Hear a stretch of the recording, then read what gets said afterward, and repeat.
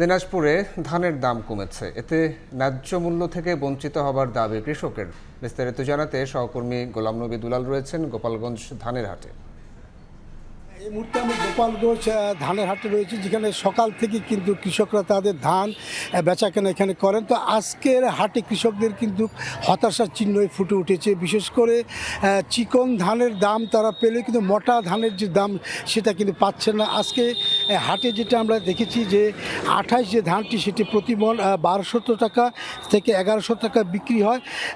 90 জিরা কাটারি প্রতি মণ 2250 টাকা এবং বগুড়াটি বিক্রি হয় 1750 টাকা।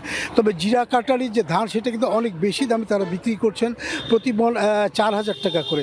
আজকের এই যে ধানের হাট, বিশেষ করে ক্রেতা যারা আছেন তাদের সংখ্যা অনেক কম বলে তারা জানিয়েছেন। এবং কৃষকদের যেটা অভিযোগ, তারা যেটা বলছেন এই যে হাটে তারা ধান নিয়ে আসেন, তাদের যে ধান উৎপাদন খরচই তারা উঠছেন না।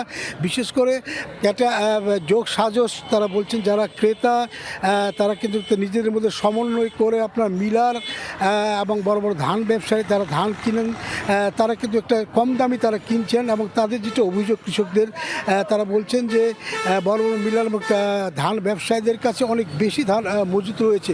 তবে আরেকটি বিষয় হচ্ছে, ধানের দাম কমলেও কিন্তু বাজারে চালের যে দাম, সে দামটি কিন্তু আপনার এখনও অনেক বেশি দামে বিক্রি হচ্ছে। এটি একেবারেই আপনার সমন্বয় হচ্ছে না বলে অনেকে এটা জানিয়েছেন।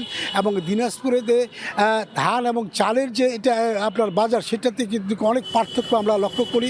কৃষকরা বারবারই যে কথাটা বলছেন যে সামনে আমন মৌসুম, তারা বলছেন যে এখনই কিন্তু তারা সারের জন্য তাদের একটা উৎকণ্ঠা, সার তারা কিন্তু আপনার তেমন পাচ্ছেন না।